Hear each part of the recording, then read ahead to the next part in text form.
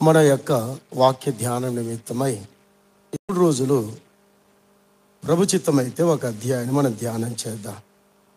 నిర్గమాకాండం 32వ అధ్యాయం.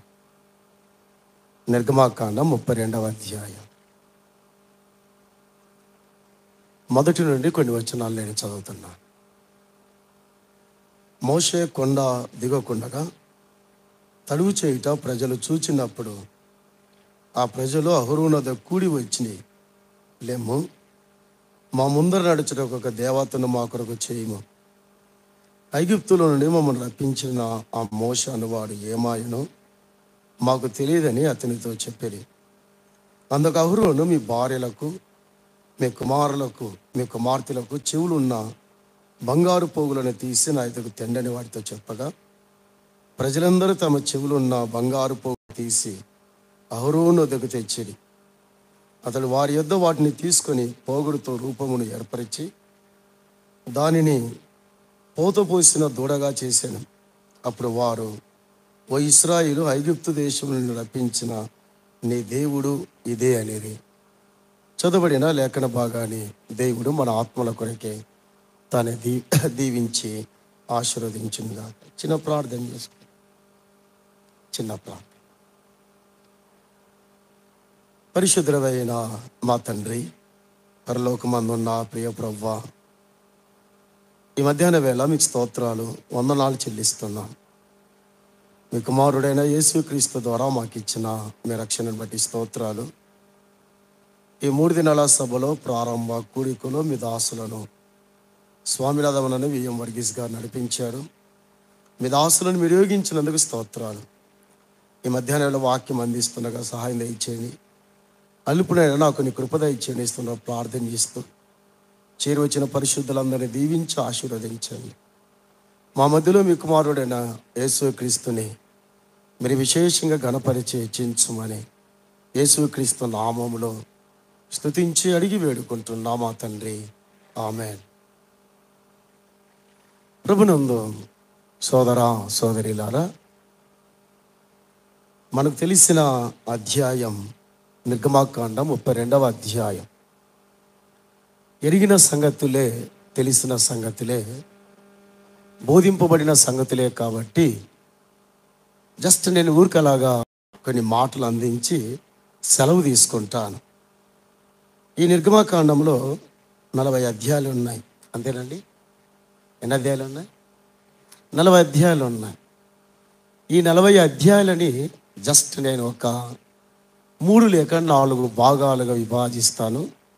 అది మీ మనసులో ఉంచాలని మనవి చేస్తున్నాను. సో మొదటి 4 అధ్యాయాలు మోషే ప్రదర్శింపబడుట.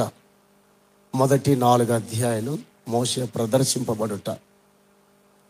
ఇక 5వ అధ్యాయం నుండి 11వ అధ్యాయం వరకు ఫరో యొక్క ఆటంకాలు కలగజేయుట, లేదా ఫరో ఆటంకములను కలగజేయుట 5వ అధ్యాయం నుండి 12వ అధ్యాయం వరకు మనం చూడవచ్చు.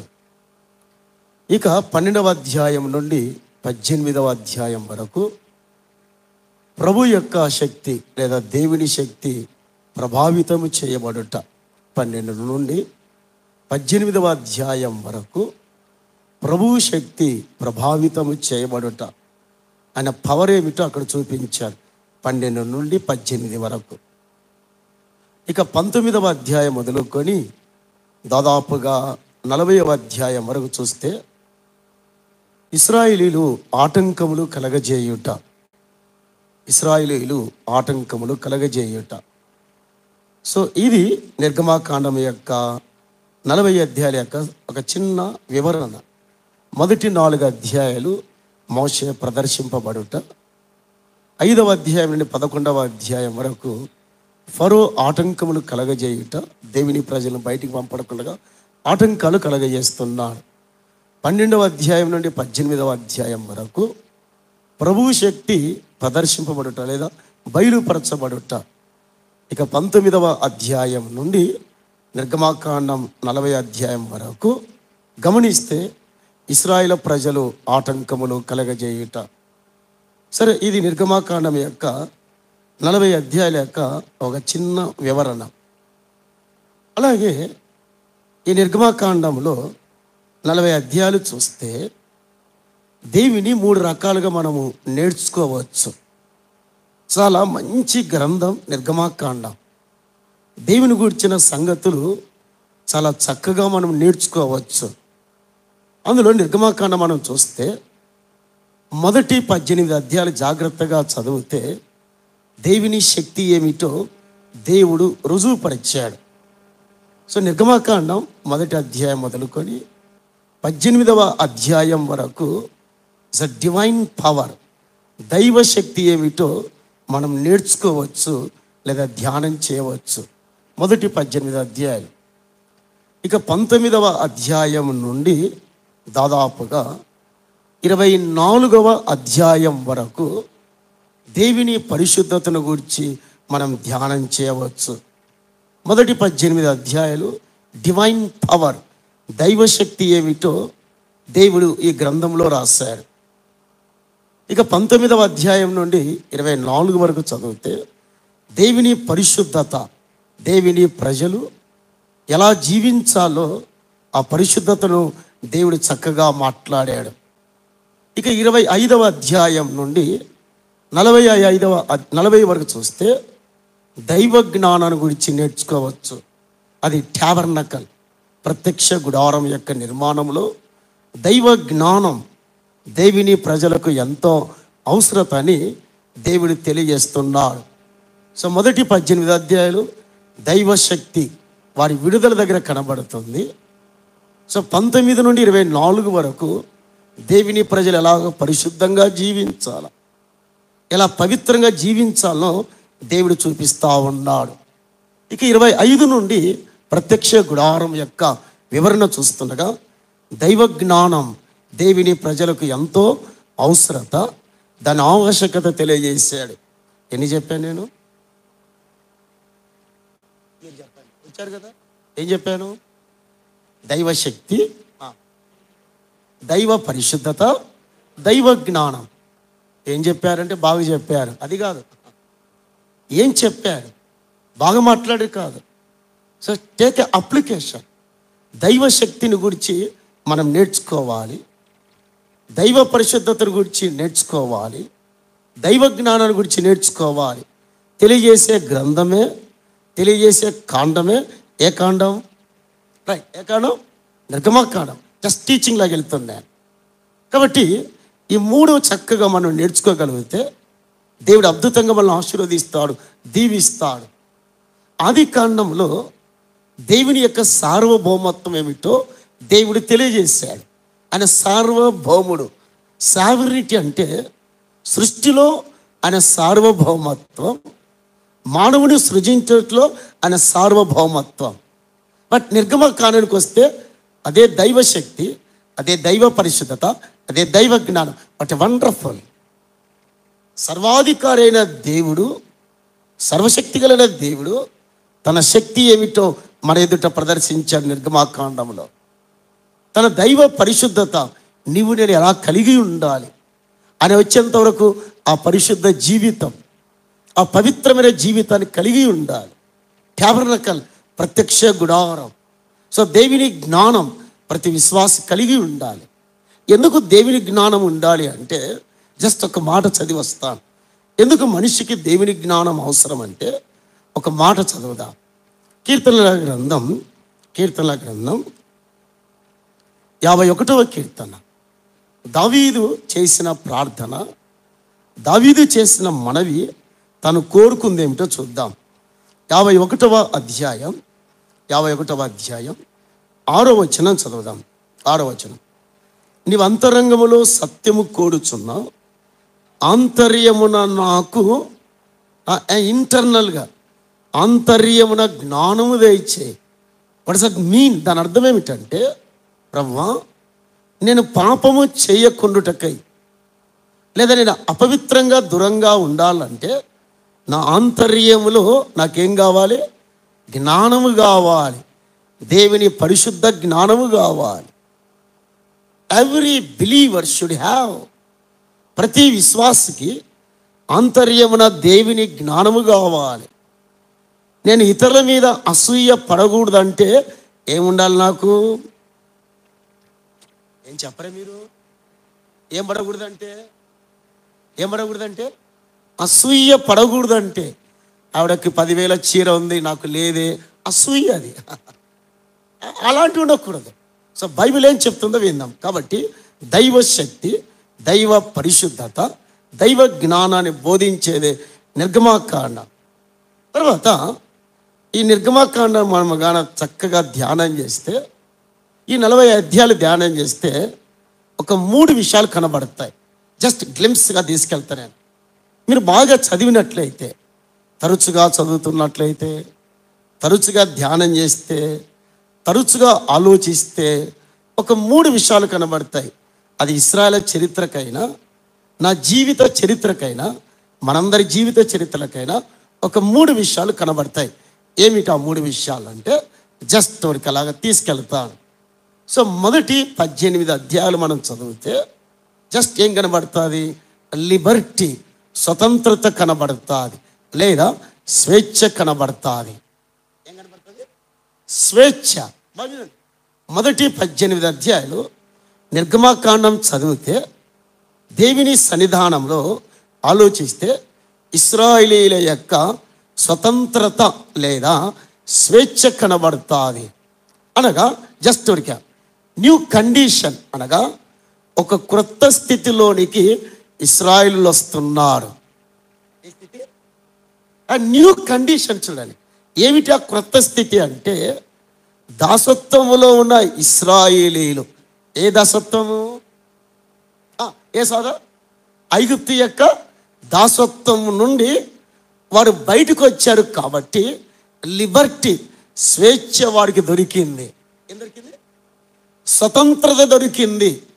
400 ఏళ్ళు స్వేచ్ఛ లేకుండా ఉన్నారు. ఎక్కడ? ఐగుప్తులో.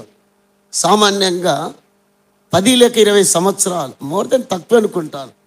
అమెరికా దేశంలో ఉంటే గ్రీన్ కార్డు వస్తుంది అంటే ఆ దేశ పౌరులుగా గుర్తించబడతారు. 400 ఏళ్ళు ఐగుప్తులో ఉన్న ఏమి లేదు వారికి, పౌరత్వం లేదు. ఏ పౌరత్వం? ఐగుప్తు పౌరత్వం లేదు. వారు స్వతంత్రులుగా లేరు, స్వేచ్ఛాపరులుగా లేరు. కానీ మొదటి 18 అధ్యాయాలు చక్కగా చదివితే జాగ్రత్తగా వారి స్వతంత్రత కనబడుతుంది, లేదా వారి స్వేచ్ఛ కనబడుతుంది. గుర్తుపెట్టుకుందాం. ఇక 19వ అధ్యాయం నుండి, సో మొదటిది న్యూ కండిషన్, క్రొత్త స్థితిలోనికి తేబడిన వారు ఇశ్రాయేలీయులు.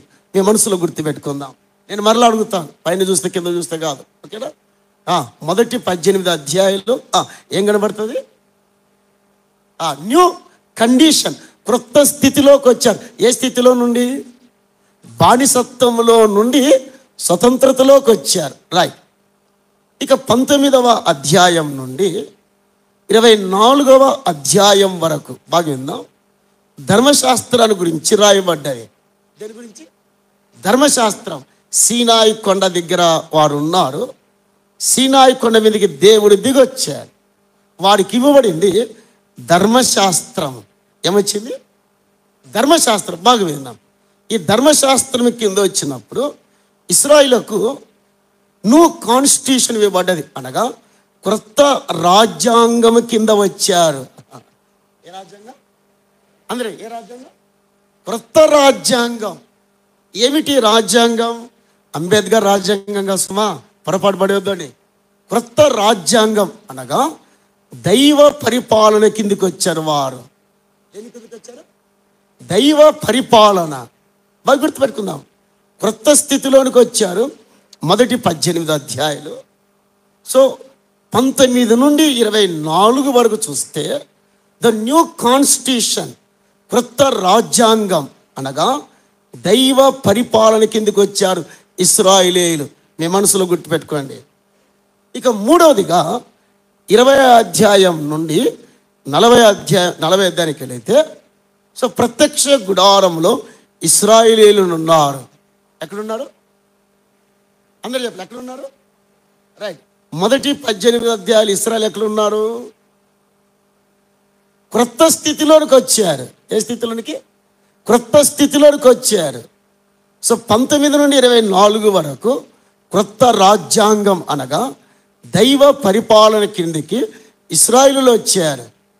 ఇక 25 నుండి దాదాపుగా అధ్యాయం 40 వరకు చూస్తే ప్రత్యక్ష గుడారంలో ఉన్న ఇశ్రాయేలీయులు. సో మూడవదిగా నూతన సహవాసములోకి వచ్చారు. ఏ సహవాసం? రైట్, ఏం నేర్చుకున్నాం? క్రొత్త స్థితి, క్రొత్త రాజ్యాంగం. ఏ రాజ్యాంగం? క్రొత్త రాజ్యాంగం. మూడవది క్రొత్త సహవాసం. So new condition, new constitution, new fellowship. Amazing.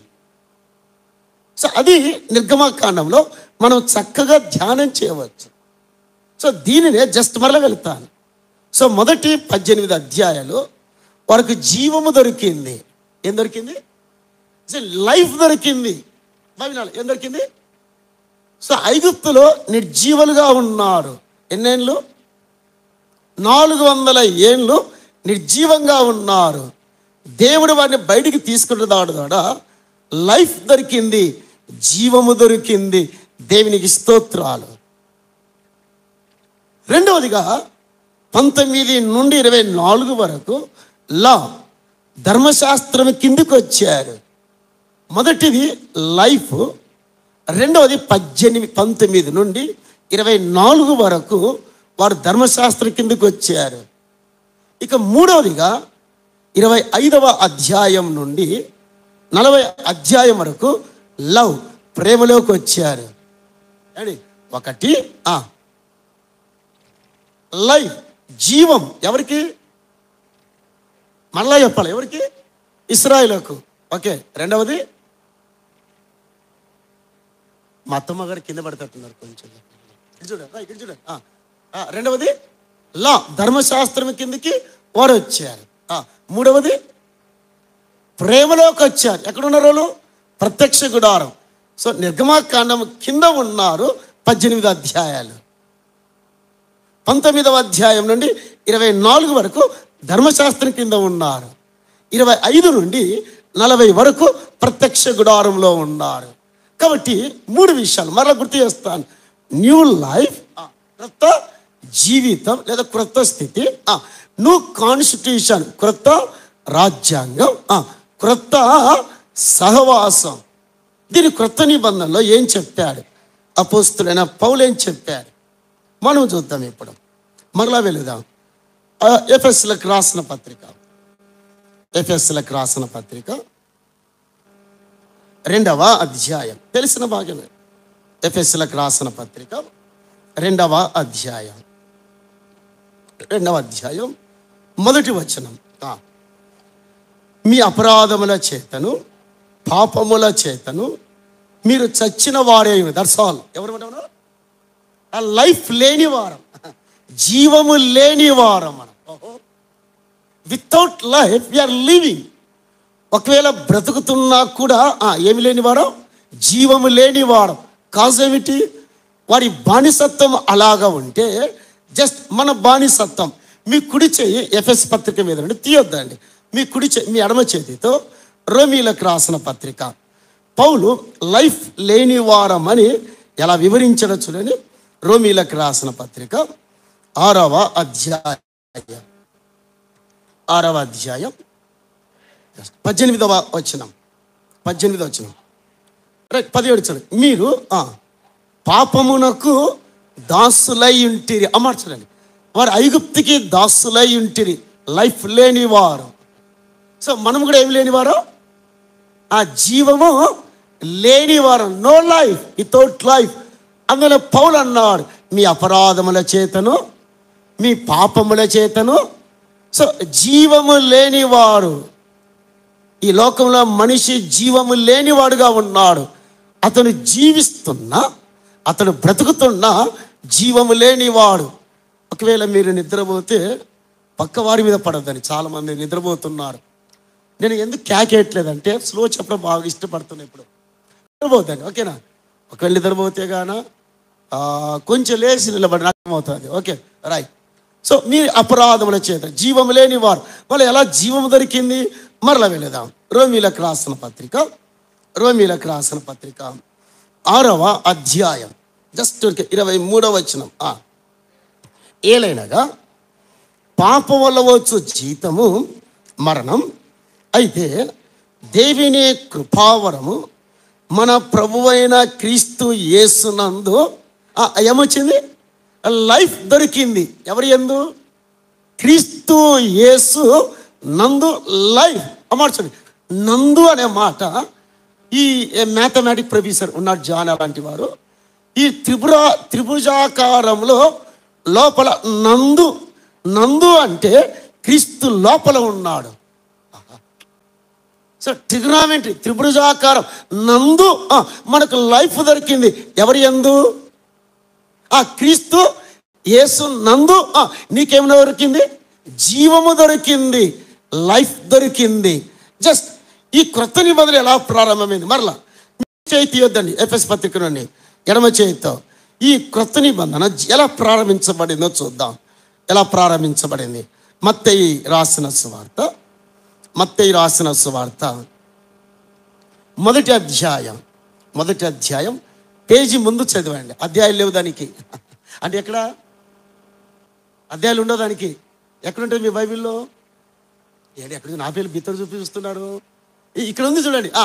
ఇలా చూడండి ఒకసారిగా. ఇలాగా చూడు, ఇలాగా ఇక్కడికి రండి. చూడండి అక్కడ ఏముంది? అక్కడ పైనుంచి చదివినా మన ప్రభువును ఎవరంట? మన ప్రభు ఎవరు? నందు ఏం దొరికింది? నిత్య జీవం. అలాగైతే ఈ గ్రంథం ఎలా ప్రారంభమైంది? క్రొత్త నిబంధన. మరలా మత్తయి సువార్త మొదటి అధ్యాయం మొదటి వచనం. అబ్రహాము కుమారుడు దావీదు కుమారుడైన ఏ వంశావళి? ఆదాము వంశావళి కాదు ఇది. ఆదాము వంశావళి జీవము లేనివారు.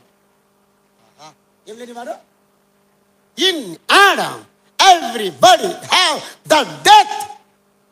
ఆదాము నందు అందరూ మృతులు, బట్ యేసు క్రీస్తు నందు he got life. జీవము దొరికింది. ఏం దొరికింది? ఏమన్నా అర్థమైందా? ఏం దొరికింది? జీవము దొరికింది. నీకు నాకు జీవము దొరికింది. మన కండిషన్ మారింది. పూర్వం మన కండిషన్ అను మీ అపరాధముల చేతను మీ పాపముల చేతను చచ్చిన వాడు. మన కండిషన్ ఎలా మార్చబడింది? మరలా వెళదాం. ఎఫెసీయులకు రాసిన పత్రిక 2వ అధ్యాయం 7వ వచనం చదువుదాం. 7వ వచనం. మరి అక్కడ రమేష్ బాబు నిదానం చదువుదాం. క్రీస్తు యేసు నందు అక్కడేముంది? 6:20లో క్రీస్తు యేసు నందు నిత్య జీవం, న్యూ లైఫ్. వండర్ఫుల్. క్రొత్త జీవితం, క్రొత్త బ్రతుకు మనది. పాత బ్రతుకు కాదు, పాత ఆలోచనలు కాదు, పాత తలంపులు కాదు. తమ్ముడు బయట వినండి. క్రొత్త లైఫ్ దొరికింది. ఎవరి యందు? క్రీస్తు నందు. మళ్ళీ చదువు 7వ వచనం. క్రీస్తు యేసు నందు మనలను ఆయనతో కూడా లేపి అక్కడ లేపాడు. వినండి. ఐగుప్తులో ఎక్కడున్నారు వారు? బానిసత్వంలో లేపాడు వారిని.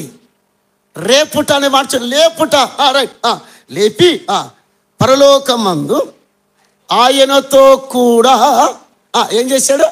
కూర్చుండబెట్టాను. మన స్థితి మార్చబడ్డది. Our new condition. ఇప్పుడు ఎవరితో కూర్చున్నాం? చెప్పండి, ఎవరితో? ఎంత మంచిది అక్కడ. New condition. ఓల్డ్ కండిషన్ మీ అపరాధముల చేతను పాపముల చేత చచ్చిన మనము. ద న్యూ కండిషన్, క్రొత్త స్థితిలోనికి మార్చబడ్డా. అందువల్లనే పాట విశ్వాసి నీ భాగ్యం ఎంత తెలిస్తే నిద్రపోవు. తెలుస్తాలా? తెలిస్తే బాగుంటుంది. విశ్వాసులు తెలియట్లేదు. మన స్థితి మార్చాడండి. ఓల్డ్ స్థితి కాదు, కొత్త స్థితిలోకి వచ్చాం. అయిపోయింది. రెండవదిగా ఏం చెప్పుకున్నాం?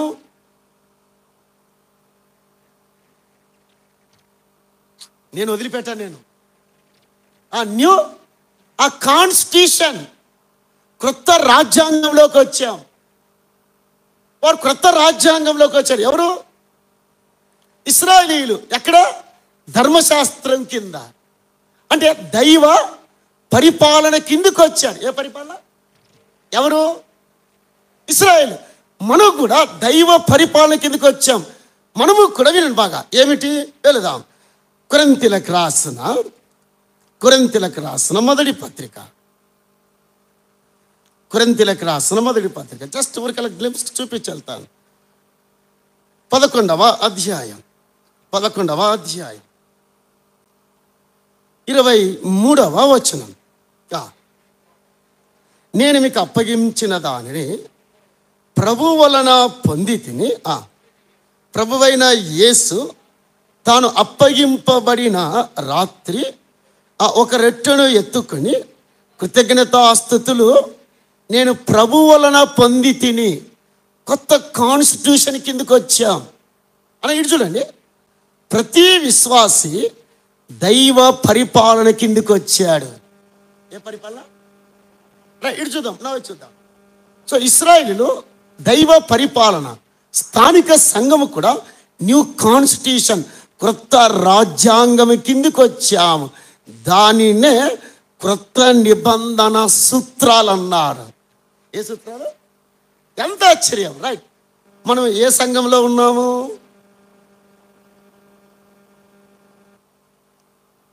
మీరేం చెప్పకపోతే నేను వదిలిపెట్టాను. ఏ సంఘం అనేది? ఏంది? మీరున్న సంఘం పేరు చెప్పండి. బెరాక క్రిస్టియన్ అంటే ఏమి అర్థమైంది? నేను బెరాకును గురించి అర్థం చెప్పమనట్లే. వినండి. అదర్వైజ్ జస్ట్ మనకు ఒక బోర్డు ఉంటుంది. ఇటు చూడండి, బాగా చూడండి.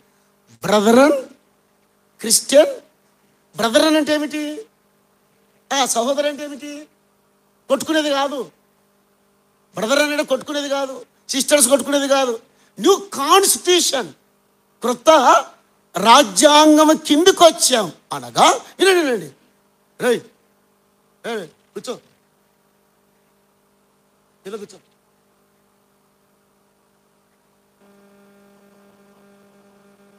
క్రొత్త రాజ్యాంగం, దానిని క్రొత్త నిబంధన సంఘ సూత్రాలు. ఏ సూత్రాలు? అర్థం చెప్పు. ఏ సూత్రాలు? కొత్త నిబంధన. సిఎస్ఏ కాన్స్టిట్యూషన్ కాదు ఇక్కడ. ఏమండి? బ్యాప్టిస్ట్ కాదు, లూథరన్ కాదు. ఏ కాన్స్టిట్యూషన్? క్రొత్త నిబంధన సూత్రాలు. తెలుసా మీకు? బ్రదర్ అంటే స్త్రీలు ముసుకేసుకోవాలి, మౌనంగా ఉండాలి, అది కాదు. కాన్స్టిట్యూషన్లో ఒక యాక్ట్ అది. అర్థమైందా? ఏంటి? రాజ్యాంగములో అది ఒకటి. కాబట్టి సంఘానికి అప్పగించిన న్యూ కాన్స్టిట్యూషన్, క్రొత్త రాజ్యాంగములోనికి వేరే రాజ్యాంగం తీసుకురాకూడదు. పాయింట్ అర్థమైందా? క్రొత్త క్రొత్త రాజ్యాంగంలోకి ఈ మధ్య కేంద్ర ప్రభుత్వంలో ఒక మాట అన్నారు. ఏమండి, అంబేద్కర్ రాజ్యాంగం పాతది, కాబట్టి ఏం చేయాలా? మీరెన్నో వార్తలు చెప్పండి. ఏమన్నారు? రాజ్యాంగాన్ని మార్చాలా. ఏం మార్చాలా? కానీ ఈ రాజ్యాంగాన్ని మార్చలేం. ఏ రాజ్యాంగాన్ని చెప్పాలి మీరు? చాలా. ఏ రాజ్యాంగాన్ని? క్రీస్తు యొక్క రాజ్యాంగం. స్త్రీలు ఎక్కడ ఉండాలి, పురుషులు ఎక్కడ ఉండాలి, పిల్లలు ఎక్కడ ఉండాలి, పెద్దలు ఎక్కడ ఉండాలి, సువార్థికులు ఎక్కడ ఉండాలి, ఆరాధన ఎవరు చేయాలి, ఆరాధనలో స్తుతులు ఎవరు చెల్లించాలి. ద న్యూ కాన్స్టిట్యూషన్, కొత్త రాజ్యాంగం. ఈ మధ్య బ్రదరన్లో కొత్త పద్ధతులు వచ్చాయి. ఏ పద్ధతులు? కొత్త పద్ధతులు ఏమిటంటే, విజ్ఞాపన అండి, పురుషులు 2 స్త్రీలు 2 ప్రార్థన చేయడం అంట. ఇది ఏ కాన్స్టిట్యూషన్ ఇది? చెప్పండి. బ్రదరన్లో లేదే, ఇది ప్రారంభంలో లేదే. ఇప్పుడు క్రొత్త తరం వచ్చింది బ్రదరన్లోకి. మారదండి రాజ్యాంగం. ఏ రాజ్యాంగం? నీకు బాగుండొచ్చు అది, బట్ బైబిల్కి బాగలేదు అది. ఈ పెద్దలు ఏమంటున్నారంటే, ఏమోలయ్యా మేము ముసలోళ్ళం, వాళ్ళు చెప్పితే కొత్తది తీసుకురావద్దు, నీ కొత్త పద్ధతులు తేవద్దు, కొత్త విధానము తేవద్దు. దేవుడిచ్చిన constitution it should be done in the assembly. సంఘంలో నెరవేర్చబడాలి దేవుని రాజ్యాంగం. నీ రాజ్యాంగం తమ్ముడు, నీ పద్ధతులు కాదు, నీ ఆలోచనలు కాదు, లేనిది తీసుకొస్తున్నాం సంఘములో. అందువల్లే కొత్త కాన్స్టిట్యూషన్, దైవ పరిపాలన. దైవ పరిపాలన అంటే వినండి, దైవ పరిపాలన దేవుని ప్రభావం కింద దేవుని ప్రజలు ఉండాలి, దేవుని కుమారునితో సహవాసం కలిగి ఉండాలి, దేవుని ఆత్మ నడిపింపగలిగి ఉండాలి. అదే థియోక్రసీ, దైవ పరిపాలన. బ్రదరంలో కొత్త కొత్త పద్ధతులు, కొత్త కొత్త విధానం. ఒక ఆయన అన్నాడు, ఒక 2 నిమిషాలు అంతా కూడా మనమందరం మౌనంగా ఉందాం. ఎన్ని నిమిషాలు? 2 నిమిషాలు మౌనంగా ఉందాం ఆరాధనలో. కొట్టుకుపోయినాడు ఆయన.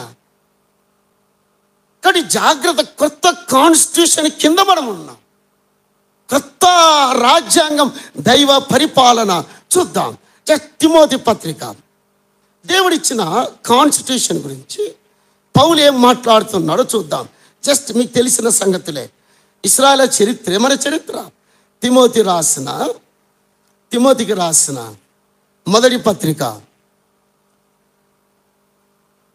3వ అధ్యాయం 14-15. శీఘ్రముగా నీ ఎదకొత్తునని నిరీక్షించుచున్నాను.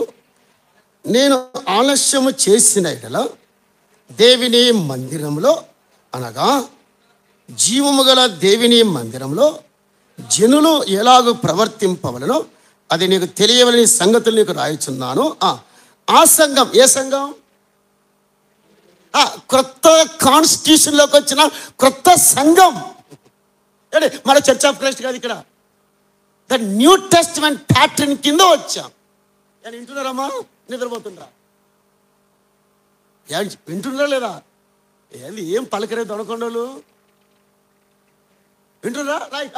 క్రొత్త సంఘం కిందకి వచ్చాం. రైట్. న్యూ కాన్స్టిట్యూషన్ చదివినా.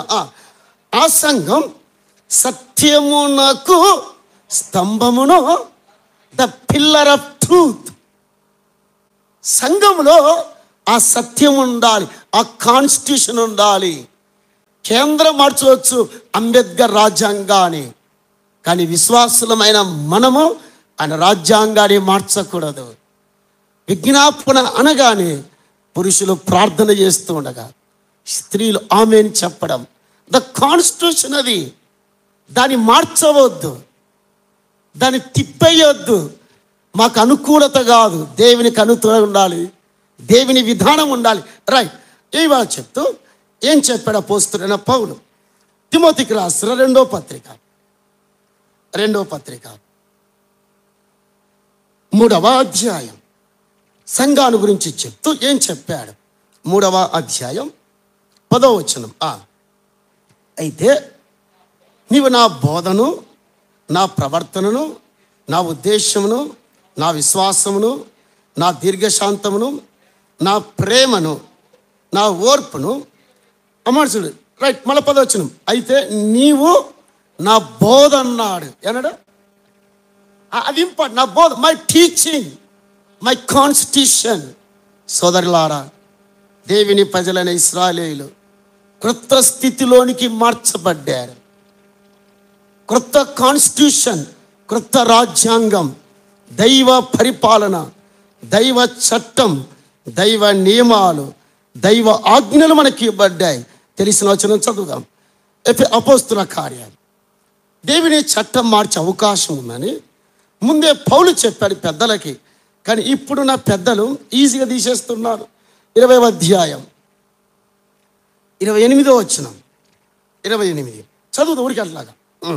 దేవుడు తన స్వరక్తం ఇచ్చి సంపాదించిన తన సంఘమును కాయుటకు పరిశుద్ధాత్మమును దేని యందు అధ్యక్షులుగా ఉంచును, ఆ యావత్తు మందును గూర్చి మీ మట్టుకు మీమును గూర్చి జాగ్రత్తగా ఉన్నది. నేను వెళ్ళిపోయిన తర్వాత నేను వెళ్ళిపోయిన తర్వాత కాన్స్టిట్యూషన్ మారే ప్రమాదం ఉంది, రాజ్యాంగం మారే ప్రమాదం ఉంది. పెద్దలారా, మిమ్మును గురించి, మీ బోధన గురించి, మీకు ఇవ్వడిన మందను గురించి బహు జాగ్రత్తగా కలిగి ఉండండి.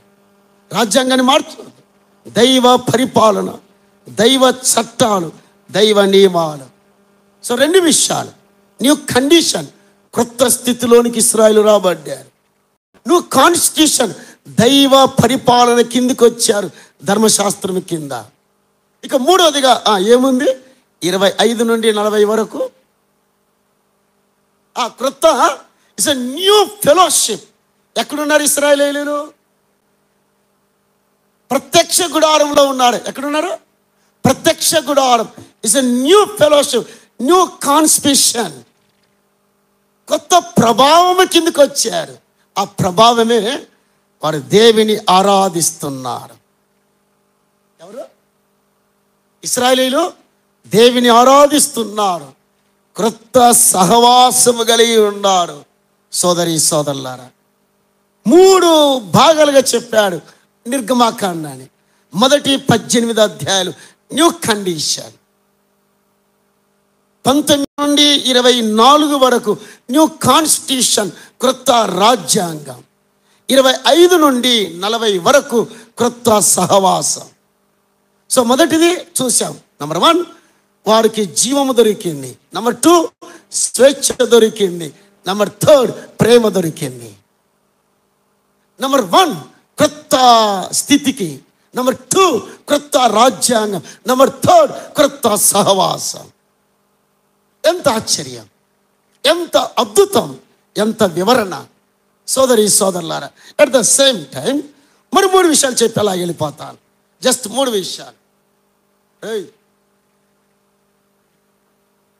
వాళ్ళ డాడీ లేడా? ఒక 3 విషయాలు మళ్ళా. సో మొదటి 18 అధ్యాయాలు లిబర్టీ, స్వేచ్ఛ, స్వతంత్రత. మొదటి 18 అధ్యాయాలు. 19 నుండి 24 వరకు రెస్పాన్సిబిలిటీ, వారి బాధ్యతలు చెప్పాడు. అని గుర్తుందండి? ఏమన్నా గుర్తుందా? ఏం చెప్పా?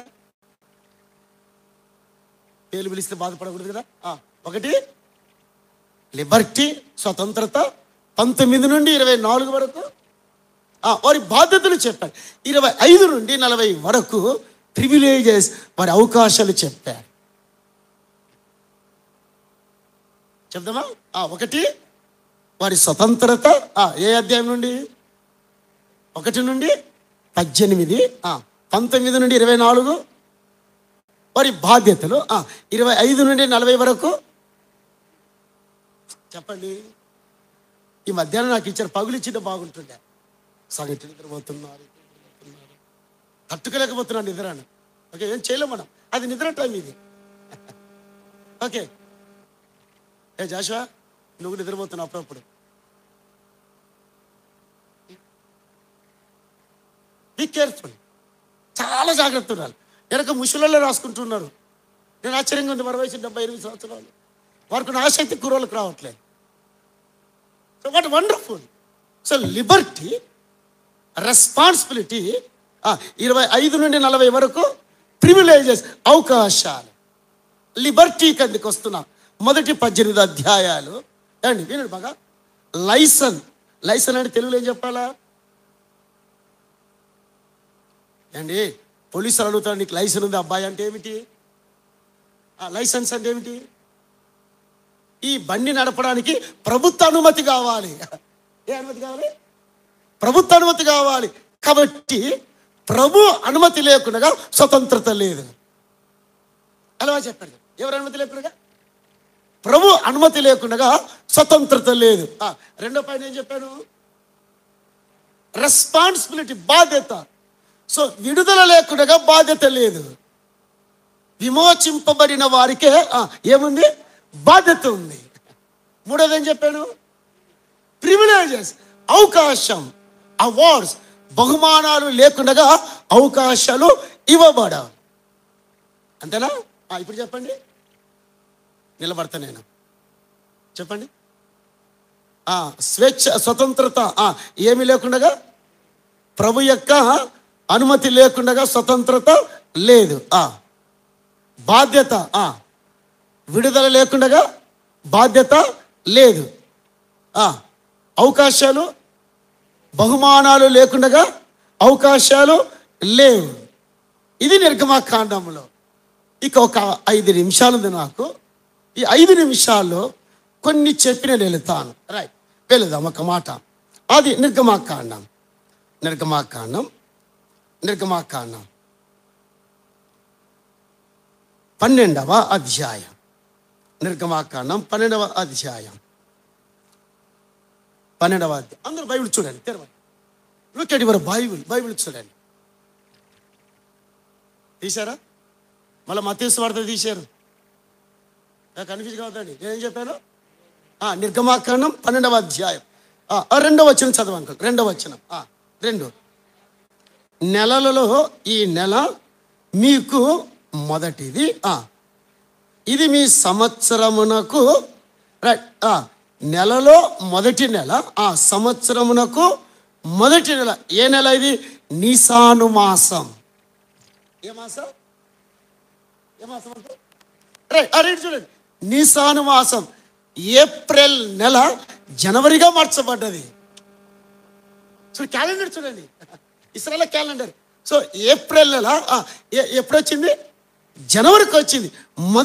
మొదటి సంవత్సరం, మొదటి నెల వారి జీవితం క్రొత్త జీవితంతో ప్రారంభించాలి. ఎంత బాగుంది అనుకోండి. చూడు, క్రొత్త సంవత్సరం, మొదటి నెల, న్యూ బిగినింగ్, క్రొత్త జీవితం ప్రారంభించాల వారు. అందువల్లే పాతవి గతించెను, ఇదిగో సమస్తమును క్రొత్తవాయెను. హౌ న్యూ లైఫ్ ఉందా? క్రొత్త జీవితం ఉందా? నమ్మావనే దానికి ఛాయలే లేవండి నీ దగ్గర. అసలు ఉన్నాయి మీ దగ్గర. నేను నమ్మాను యేసుక్రీస్తుని, యేసు రక్తంలో కడగబడాననే ఛాయ ఉండాలి, బ్రతుకు ఉండాలి, లైఫ్ ఉండాలండి. న్యూ లైఫ్, క్రొత్త జీవితం, క్రొత్త ప్రారంభం. ఏదో 31st నాడు క్రొత్త ఏడు మొదలుపెట్టి, అది కాదు ఇక్కడ కావాల్సింది. సో న్యూ లైఫ్, నెలలో సంవత్సరం మొదటి నెల వండర్ఫుల్ క్రొత్త ప్రారంభం జరుగుతుంది. ఓకే, రెండవదిగా నిర్గమాకాండం 13వ అధ్యాయం 3వ వచనం చదివాను. 3వ వచనం. మోషే ప్రజలతో ఇట్లనెను, మీరు దాస్య గృహమైన ఐగుప్తు నుండి బయలుదేరి వచ్చిన దినమును జ్ఞాపకము చేసుకొనుడి. న్యూ రిడెంప్షన్, క్రొత్త విడుదల. సునీల్ ఎక్కడుంది? ఎక్కడ చూస్తున్నా? బైబిల్. నా కోరిక మీరు నేర్చుకోవాలని. రైట్, ఇప్పుడు ఏమి విన్నాం మనము? క్రొత్త జీవితం. ఎక్కడ? నిర్గమాకాండం 12వ అధ్యాయం. ఎన్నో వచనం? మొదటి సంవత్సరం మొదటి నెల వారి జీవితాలు ఎలాగుండాలా చెప్పండి. మీరు పాతోళ్ళు, మీకు అర్థం కావట్లే. కొత్తగా ఉండాలా, న్యూ లైఫ్. సో రెండవది క్రొత్త విమోచన. ఏమన్నాడు? 3వ వచనం మళ్ళా. మీరు మోషే ప్రజలతో ఇట్లనెను, చదువు, మీరు దాస్య గృహమైన ఐగుప్తు నుండి బయలుదేరి వచ్చిన దినమును జ్ఞాపకము, న్యూ రిడెంప్షన్. మీరు ఎలా విమోచింపబడుతున్నారు క్రొత్తగా ఆలోచించండి, పరిశీలించండి, పరీక్షించండి. రెండవది. మూడవదిగా నిర్గమాకాండం 12వ అధ్యాయం 14వ వచనం. మీకు జ్ఞాపకార్థమైన దినము, మీరు యెహోవాకు పండుగగా దాన్ని ఆచరింపవలెను. తరతరములకు నిత్యమైన కట్టడగా దాని ఆచరింపవలెను. మూడవదిగా నూతన సహవాసం, న్యూ ఫెలోషిప్, దాంట్లో పార్టేకర్స్ పాల్గొంటున్నారు. చూడు 2:14 మళ్ళీ చదివినా 12:14. కాబట్టి ఈ దినము మీకు ఏ దిన జ్ఞాపకార్థ? జ్ఞాపకార్థ కుడిక కాదు సుమ, మళ్ళీ అట్టనుకునేరు. చచ్చిపోయిన జ్ఞాపకార్థ కుడిక కాదు ఇక్కడ చెప్పింది. ఏ కుడిక చెప్పండి? అయితే టైం 4 అయింది, నా టైం అయిపోయింది. నూతన సహవాసం, new fellowship. The new fellowship. ఒకటి క్రొత్త జీవితం, రెండవది క్రొత్త విడుదల, మూడవది క్రొత్త సహవాసం. దాన్ని చంపి దాన్ని తిని తుంటునగా క్రొత్త సహవాసం. నాలుగవదిగా నిర్గమాకాండం 6వ అధ్యాయం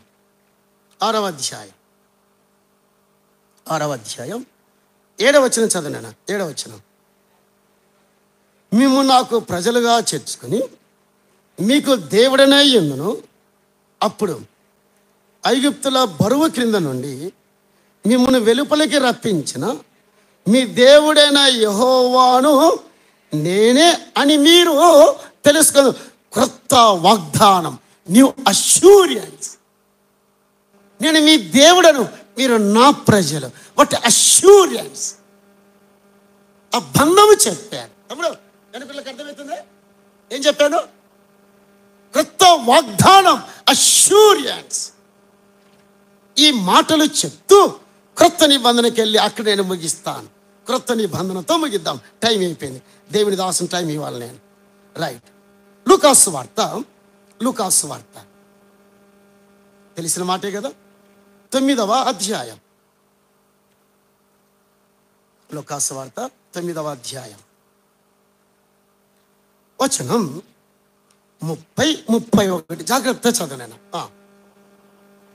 మరియు 2 పురుషులు, ఎవరెవరు? మోషే, ఏలియాలు. రైట్. వాళ్ళు బైబిల్ తీలే, ఇంకా వాళ్ళు బైబిల్ తీలే. తొందర చదవద్దు. మన వాళ్ళకి టచ్ ఉండదు బైబిల్ మీద. టీవీ మీద టచ్, వాట్సాప్ మీద టచ్, స్టేటస్ల మీద టచ్, అన్ని టచ్లు ఉంటాయి. బైబిల్ మీద టచ్ ఉండదు. ఏమంటే అదంతే అంటారు. ఇంకా అన్ని టచ్లు ఉంటాయి. దేని మీద టచ్ ఉండదు?